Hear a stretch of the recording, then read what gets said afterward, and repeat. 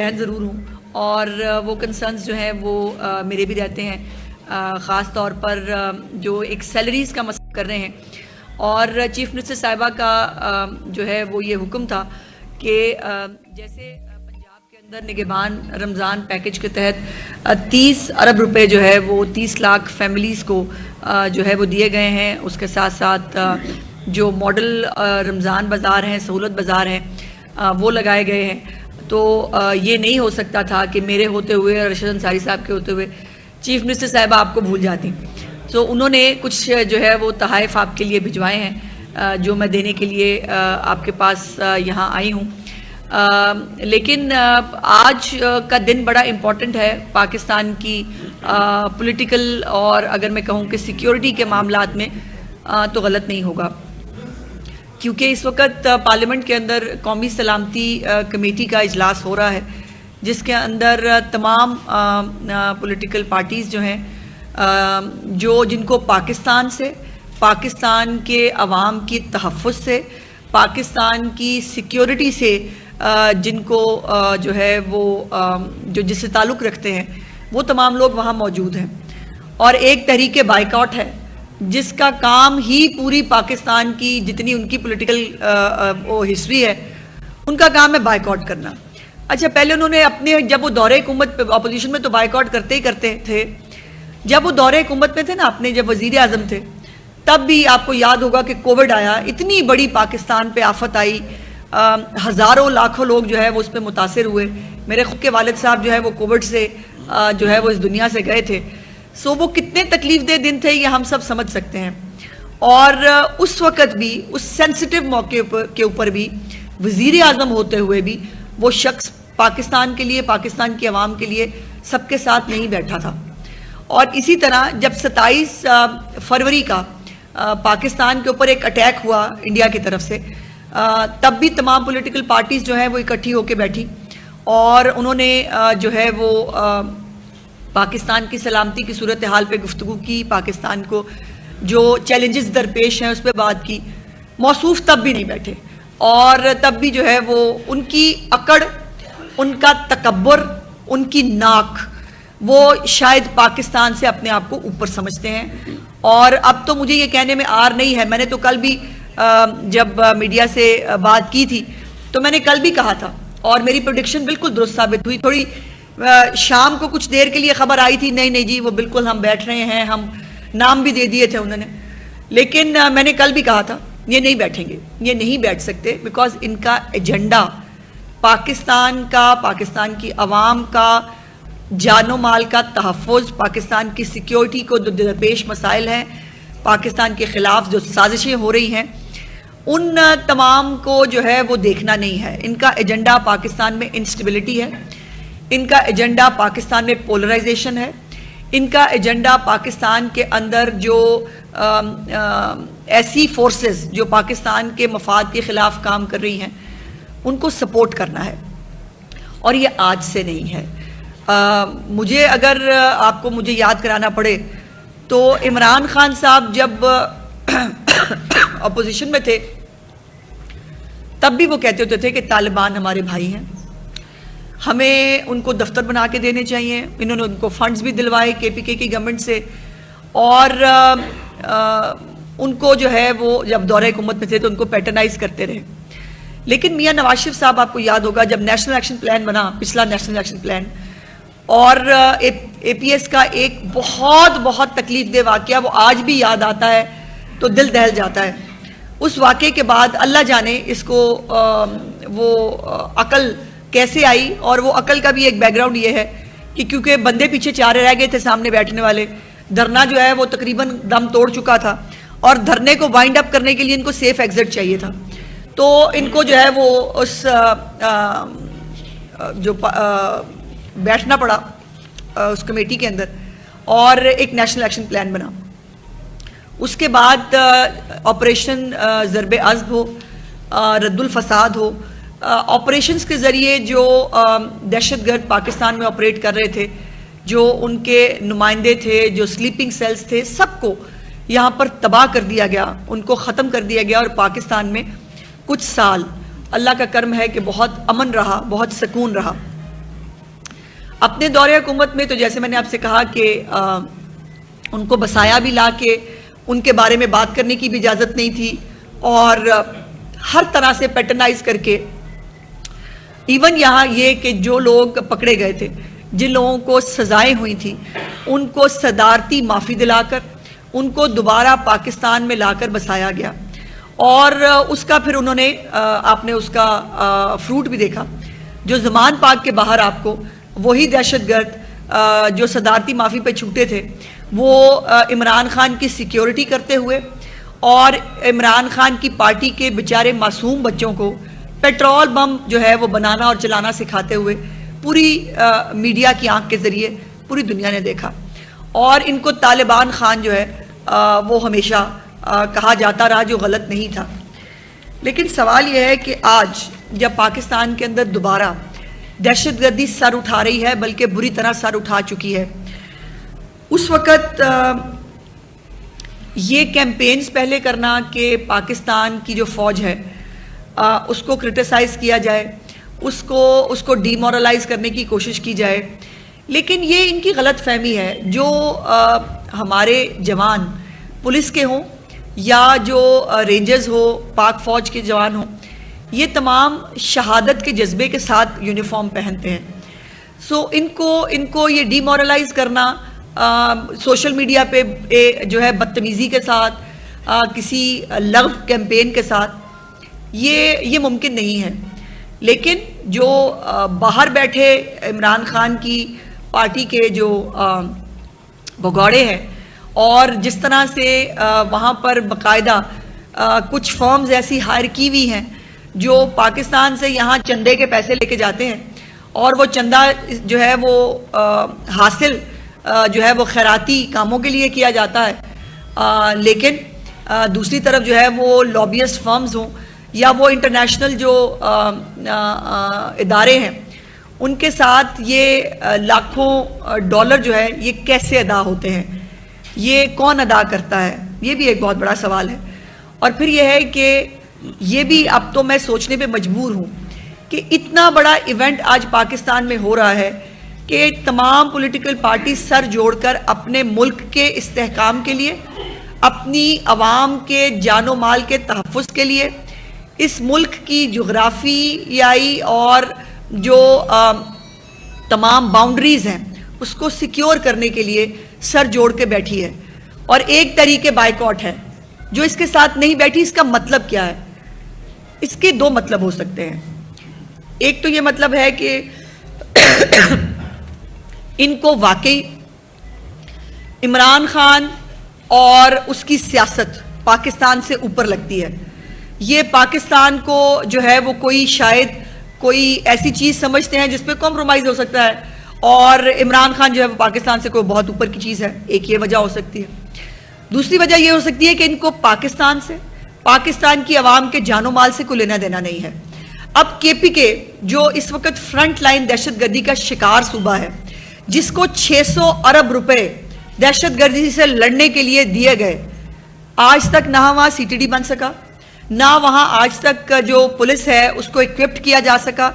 वो पैसे कहाँ खर्च हुए, ये भी अपने तौर पर एक बहुत बड़ा सवाल है।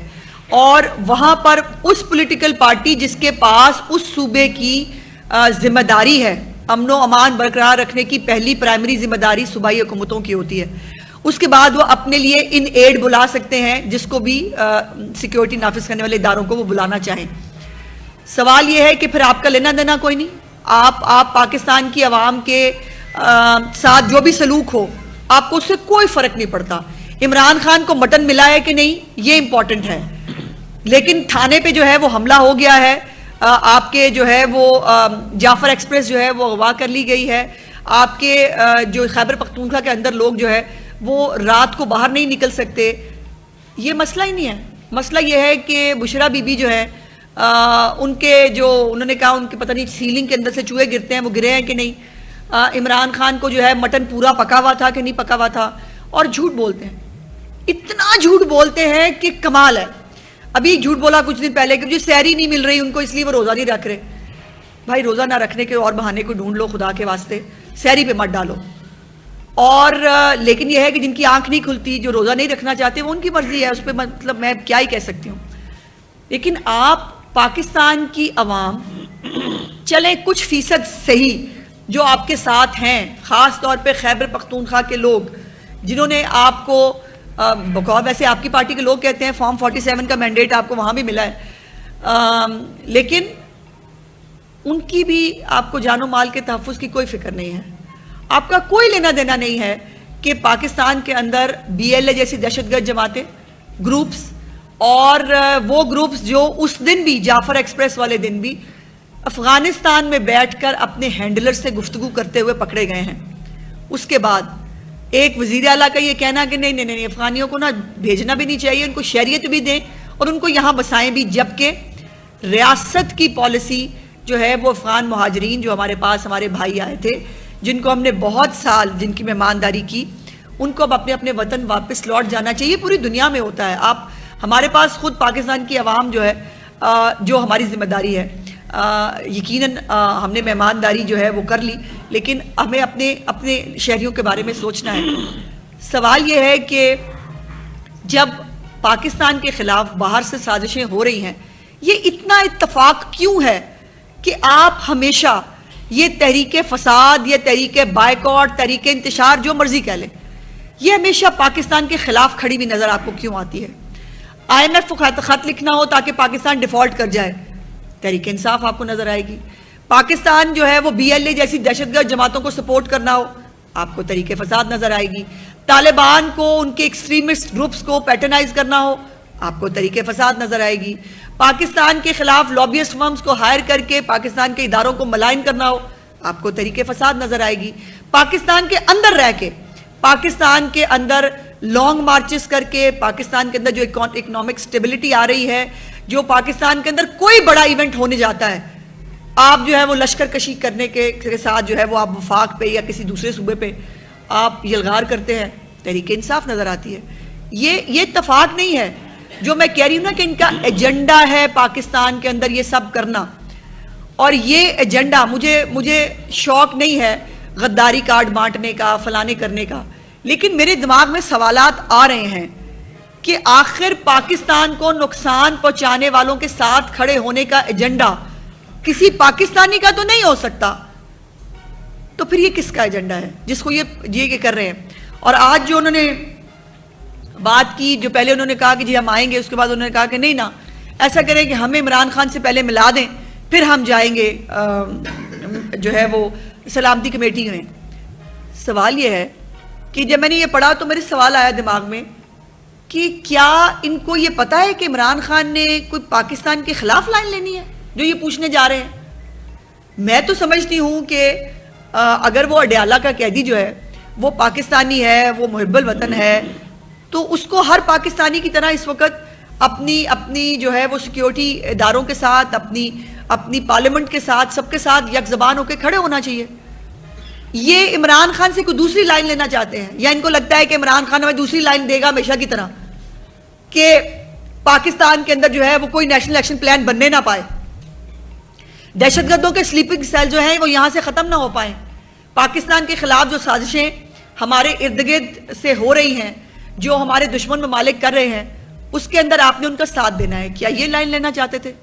सिंपल सी बात है कि आप पाकिस्तानी हैं, पाकिस्तान को इस वक्त जो चैलेंजेस दरपेश हैं उस पर एक नए एक्शन प्लान की और एक नए इकदामात की ज़रूरत है।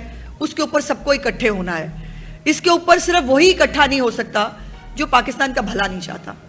तो ये बहाने बनाना, कभी ये कहना कि जो है वो उसको परोल पे रिहाई दे दें, वो लेके यहाँ आ जाए। ओ भाई, जब वो वजीर आजम था वो तो तब नहीं बैठा, वो तो तब नहीं बैठता था।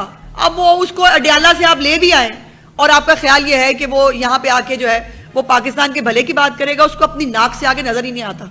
वो पाकिस्तान के बारे में सोचना नहीं चाहता, क्योंकि जिस शख्स ने पाकिस्तान को श्रीलंका बनाने के वादे किए थे उससे पाकिस्तान की बेहतरी एक्सपेक्ट करते हैं आप, जो पाकिस्तान के ऊपर हर वक्त अपनी पार्टी को प्रेशराइज करता है, इनके ऊपर जलगार करके रखो, और जो बात नहीं मानता उसके साथ जो जेल में होता है वो भी एक अलग कहानी है कभी आपको वो भी बताएंगे कि उनको किन किन खताबात से नवाजा जाता है वहाँ पे जो लीडरान जाते हैं, बेचारे लीडरान बन के जाते हैं अपनी तरफ से। तो लेकिन सवाल ये है कि जो बाकी लोग हैं इस पार्टी के अंदर, उन सबको हाईजैक किया हुआ है ओवरसीज के उस सोशल मीडिया ब्रिगेड ने, जिसको पाकिस्तान के खिलाफ गालियां देकर, पाकिस्तान के खिलाफ साजिशों में शामिल होकर डॉलर मिलते हैं, और वो डॉलर भी कमा रहे हैं। पाकिस्तान के अंदर जो पोलराइजेशन का एजेंडा है, पाकिस्तान के खिलाफ जो साजिशें हैं, उसको पैटर्नाइज करके भी उनको फायदा हो रहा है।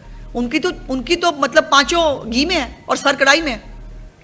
लेकिन सवाल यह है कि जो यहां पाकिस्तानी हैं और जिनके नाम पे आप सियासत करते हैं, जिनसे आप वोट मांगते हैं, उनकी सलामती और सिक्योरिटी की जो है जब बात आती है तो आप बाइकआउट पर चले जाते हैं। वो कोविड के मामले में हो, वो बेशक हमारे पास इंडियन स्ट्राइक्स के ऊपर हो, या ये अब जो हमारे खिलाफ एक दहशतगर्दी की नई जंग खड़ी की गई है, आपको उसके साथ खड़े नहीं होना। और जो शख्स जिसकी सारी बात ये होती है कि मुझे मटन नहीं मिला, मुझे बेटों से बात नहीं कराई, हालांकि 16 दफा 16 टाइम्स इमरान खान साहब की उनके बेटों से मुलाकात हो चुकी है, बातचीत हो चुकी है फोन के ऊपर। बेटे उनके मिलने नहीं आते, वैसे अगर मिलने आ जाए तो मुलाकात में भी हर्ज नहीं है, उनको मिलाया भी जा सकता है। वो खुद नहीं आते, वैसे दुबई से होके चले गए थे मैच देख के, अच्छा होता कि वालिद साहब को भी मिलने आ जाते। लेकिन वो सोशल मीडिया ब्रिगेड जो है वो डिक्टेट करती है बाहर से बैठ के। अब सवाल ये है कि, और ये एक दफा की बात नहीं है, कई दफा मुख्तलिफ चीजें आपके सामने आई हैं, मुख्तलिफ ऑडियोज भी आई हैं, मुख्तलिफ चैट्स भी सामने आई हैं, जिसके अंदर जो वहाँ बैठे हुए लोग हैं, जिनके इंडियन लॉबीज़ के साथ बहुत सारे ताल्लुकात हैं, इंडियन लॉबीज़ के साथ बहुत सारे कनेक्शंस हैं, वो बैठकर गाइड करते हैं कि आपने क्या करना है। और आज अगर कौमी सलामती कमेटी में पीटीआई नहीं बैठी है तो सबसे ज़्यादा खुशी किसको हुई होगी? इंडिया को। सबसे ज़्यादा खुशी हुई होगी बीएलए को, तालिबान को। वो खुश होंगे कि वेरी गुड, हमारे हमायती अभी हैं पाकिस्तान के अंदर, और पाकिस्तान के अंदर यक ज़बान होकर ये जो है हमारे खिलाफ कोई कुछ नहीं कर सकते। तो मैं बिल्कुल ये कैटेगोरिकली कहना चाहती हूँ कि तहरीके फसाद, तहरीके बाइकॉट बैठे या ना बैठे, ये पहले ही अपने आप को इररेलेवेंट कर चुके हैं पाकिस्तान की पॉलिटिक्स से, अपनी हरकतों की वजह से। अब ये बैठे ना बैठे कोई फ़र्क नहीं पड़ता। पाकिस्तान की जुग़राफ़ियाई सरहदों का, पाकिस्तान की अवाम का, पाकिस्तान की सिक्योरिटी इदारे तहफ़्फ़ुज़ करना जानते हैं। पार्लियामेंट की सपोर्ट उसके साथ शामिल है। पूरे तमाम मुहिब्बे वतन पाकिस्तानी, चंद इनके ये फसाद ग्रुप के लोगों के अलावा तमाम पाकिस्तानी जो हैं वो अपने मुल्क की हिफाजत करने के लिए तैयार हैं, और कोई भी साजिश अंदरूनी हो या बैरूनी हो उसको कामयाब नहीं होने देंगे। Thank you. एक मिनट, आपने सिर्फ हाथ खड़ा करना है, सवाल तक नहीं करना बस। हाँ, ये तरीका आपको शायद पहली बारी है। जिस तरह सिर्फ आप शुक्रिया बात की, जिसने सवाल करना वो हाथ ऊपर करे, और फिर मैं बारी बारी आपको सवाल दूंगा। कासिम आप शुरू करें। इसके बाद तो आपका बहुत शुक्रिया कि हमेशा आपने साथियों के लिए बहुत काम किया है, और सदर साहब का भी।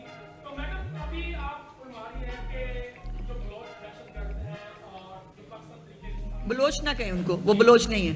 बीएलए के बलोची बहुत गैरतमंद लोग हैं। लेकिन आप क्या समझती हैं कि ये सारा सिनेरियो अगर हम पिछले 1.5 साल में देखें कि पाकिस्तान तरीके के साथ जो मुश्किल संगठन होती है उसमें बढ़ चढ़कर हिस्सा ले रही होती है, तो क्या आप समझते हैं कि इसमें वफाक को एक्शन लेना चाहिए और मुबदली होनी चाहिए? और दूसरा, बलूचिस्तान के मसाइल हल करने के लिए जो कायदा पाकिस्तान मुस्लिम लीग थे, क्या उनको अपना रोल अदा करना चाहिए मियां नवाज शरीफ को? देखिए, पहली बात यह है कि मियाँ साहब हर तरह का रोल अदा करने के लिए तैयार हैं। अगर आज पार्लियामेंट, कौमी सलामती कमेटी या जो लीडरशिप है वो सब बैठकर कोई भी रोल अगर मियाँ साहब को तजवीज़ करें कि मियाँ साहब यहाँ उनकी हेल्प करें, तो उन्होंने पहले भी पाकिस्तान को हमेशा हर तरह के क्राइसिस से निकाला है, अभी वो अपना रोल अदा करेंगे। लेकिन जो जहाँ तक बात है कि ये इत्तफाक तो नहीं है कि पाकिस्तान के खिलाफ कोई चीज़ होती है इनको खुशी बहुत होती है, ये बड़ा सेलिब्रेट करते हैं। पाकिस्तान के खिलाफ अटैक होता है तो ये हमेशा जो दहशतगर्द हैं उनके साथ खड़े होते हैं, शोधा की तौहीन करते हैं। अच्छा, फिर वो 9 मई में हमने शोधा की तौहीन नहीं की, आप रोज करते हैं। अब ये जाफर एक्सप्रेस के पूरे वाक़े के अंदर जिस तरह की मीडिया कैंपेन की गई है सोशल मीडिया के ऊपर, वो कोई मुहब्बे वतन पाकिस्तानी तो नहीं कर सकता। सो इसलिए मुझे तो कोई इस पे वो नहीं है, लेकिन जाहिर है मेरी ज़ाती राय है कि काफ़ी हो गया। अब इनके बारे में जो है तमाम पार्टीज़ को, पार्लियामेंट को बैठकर कोई ना कोई ये जो हमारे बीच के अंदर गद्दार हैं, इनका कोई ना कोई हल निकालना चाहिए।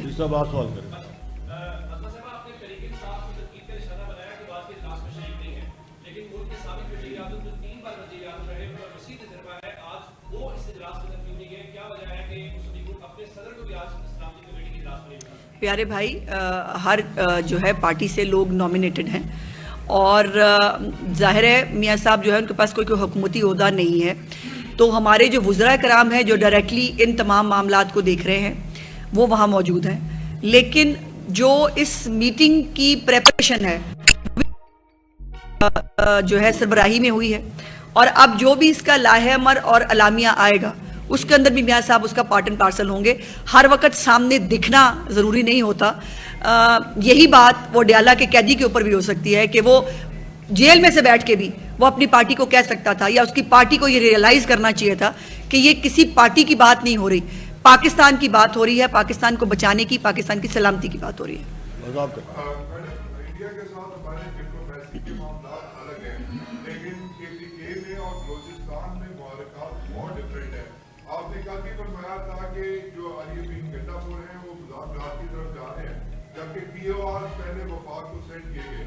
तो क्या समझती है कि मुज़ाकरात जो इतना गंभीर मामला है उसमें मुज़ाकरात होने चाहिए, नहीं होने चाहिए, वन स्टेट पॉलिसी होनी चाहिए, क्या कहते? बिल्कुल वन स्टेट होनी चाहिए। स्टेट कौन सी है? स्टेट का नाम है स्टेट ऑफ पाकिस्तान, कोई प्रोविंस स्टेट नहीं होता मेरे भाई, पहली बात। दूसरी बात यह है कि मुज़ाकरात के नाम पे, महरूमियों के नाम पे कब तक हमने अपने मुल्क को दहशतगर्दी का शिकार करना है? दहशतगर्द दहशतगर्द है, उसकी कोई जस्टिफिकेशन नहीं है।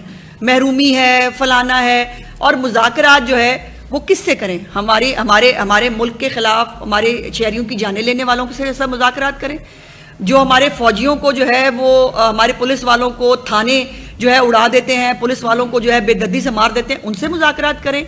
APS के जो हमारे शोहदा के जो कातिल हैं उनसे बात करें? किससे बात करें? और मुज़ाकरात के नाम पे कई दफ़ा इस मुल्क में बहुत आप वो करके देख चुके हैं। अल्टीमेटली पाकिस्तान में सुकून तभी आया था जब आपने ऑपरेशन ज़रबे अज़्ब और रद्दुल फसाद जैसे ऑपरेशंस किए थे। दहशतगर्द भाई दहशतगर्द होता है, उसको जस्टिफिकेशंस देकर उसको छुपाना छोड़ दें। एक दफ़ा हमें मेंटली क्लियर होना चाहिए, कोई शख्स जो दहशतगर्दी करता है लिसानियत के नाम पे, किसी सूबाइयत के नाम पे, किसी बैरूनी साजिश के तहत जो भी दहशतगर्दी करता है वो दहशतगर्द है। दहशतगर्द को इफ एंड बट्स और उसको जो है छुपाना और उसको जस्टिफिकेशन देना छोड़ दे, वरना इस मुल्क में अमन नहीं हो सकता।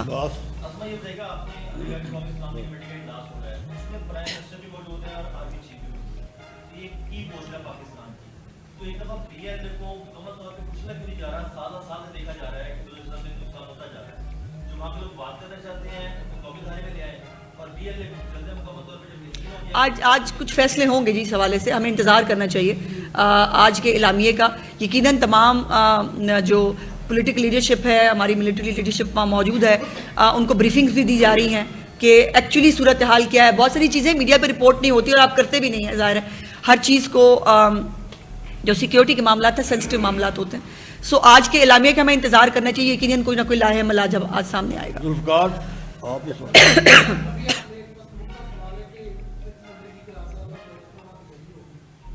आज इस पे रहें, इसके ऊपर डिटेल से बात करूंगी मैं इंशाल्लाह।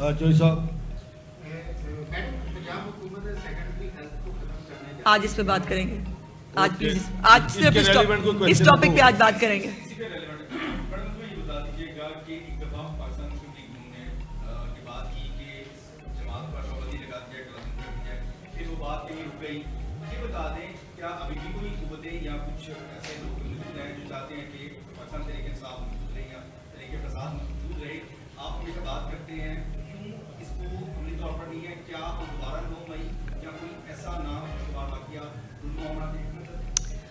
देखें, तहरीके इंसाफ को ज़रूर रहना चाहिए। लेकिन तहरीके इंसाफ का दहशतगर्द विंग और तहरीके इंसाफ के नाम पे जो तहरीके फसाद है उसको नहीं रहना चाहिए। और इसके हवाले से हम इत्तेहादी हुकूमत हैं, तमाम फैसले हमें जो है वो बातचीत करके करने पड़ते हैं। लेकिन मैंने जैसे कहा कि आज इंतज़ार करते हैं, जो आज इन्होंने अपना असल चेहरा दिखाया है पाकिस्तान की आवाम को भी और बाकी पार्लियामेंट के अंदर भी तमाम जमातों को, ये बात अब क्लियर हो जानी चाहिए कि जो लोग पाकिस्तान की सलामती चाहते हैं वो पार्लियामेंट के अंदर इस वक्त पाकिस्तान को बचाने के लिए मौजूद हैं, और जो पाकिस्तान के खिलाफ साजिशों में पहले भी शामिल रहे हैं, आइंदा भी किसी साजिश का जो है पार्ट एंड पार्सल बन रहे हैं, बनना चाहते हैं, वो आज पार्लियामेंट से बाहर है। भट्टी साहब आखिरी कल सवाल है। आपने शुरू में साफी के साथ ये धारा यकजहती किया, तो मैं चाह रहा था कि इसके ऊपर बात हो जाए। माशाल्लाह आपने जो प्रिंट मीडिया है जो बात रहा था उसको विदाउट पैकेज के लिए और आपके अपने सहाफी उस पे जो वो करते हैं, जिनको डॉलर आते हैं ना, उनको बड़ा एतराज होता है। वो अच्छा हमने उसको मुखातब नहीं की, लेकिन उसके ऊपर काम ये हुआ कि अभी तक के मीडिया मालकान की तरफ से मतलब कोई अच्छा पैगाम नहीं आया जी। कहीं आधी तनख्वाह आ रही है, कहीं क्या आ रहा है। हम ये चाह रहे हैं कि आप इसकी 3 माह बाद आपने अदायगी भी करनी है, इनका बिल जो है कम अज कम जो है वो सैलरीज के साथ वसूल करते हैं, या कम अज कम उन इदारों की लिस्टें मंगवा के। जी मैं समझ गई जी। अंसारी साहब मेरे पास, जी मैं समझ गई, अंसारी साहब मेरे पास आए थे जी, और मैं खुद भी इस पूरे मामले को देख रही थी।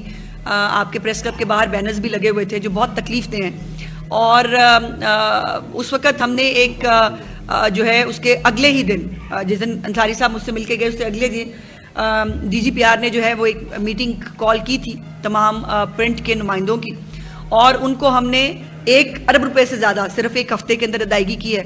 वो उनको पूरी डिटेल दे के भेजी है किस किस को कितने कितने पैसे मिले हैं, और साथ में उनसे हमने 20 तारीख तक सर्टिफिकेट मांगा है कि वो हमें सर्टिफिकेट जमा कराएं कि तमाम उनके इदारे के अंदर काम करने वाले लोगों की तनख्वाहें पे कर दी गई हैं या नहीं कर दी गई हैं। सो 20 तारीख को वो सर्टिफिकेट्स आने का मैं इंतज़ार कर रही हूँ। यकीनन चीफ मिनिस्टर साहबा की बिल्कुल इसके ऊपर बड़ी स्ट्रिक्ट इंस्ट्रक्शंस हैं कि आप तमाम सहाफ़ी भाई आपके, और ये तकलीफ़ दे बात है मेरे लिए, जिसने मुझे यहाँ आज के दिन आने पे मजबूर भी किया कि रमज़ान है, तनख्वाहें नहीं मिल रही हैं, ईद सर पे है। वो क्या ईद होगी कि जिसके ऊपर जिसके गरीब के घर में जो उसकी जायज़ मेहनत की कमाई है, जो उसकी सैलरी है, वो उसको ना मिले। तो मैं हत्तुल इम्कान जो हो सकता है, मालिकान से डायरेक्टली भी बात करनी पड़ी, सेक्स साहब को मैंने मेरे सेक्स साहब ने भी उनसे बात की है, मैं खुद भी करूंगी। 20 तारीख का इंतज़ार कर रही हूँ, ज़रा वो सर्टिफिकेट्स आ जाएं कि कितनी तनख्वाहें पेंडिंग है। इंशाल्लाह ताला जो मैक्सिमम पॉसिबल है मुझसे कि मैं आपकी तनख्वाहें दिलाने के लिए जो भी कर सकती हूँ बिल्कुल करूँगी, आउट ऑफ द वे जाके करूँगी। बहुत शुक्रिया।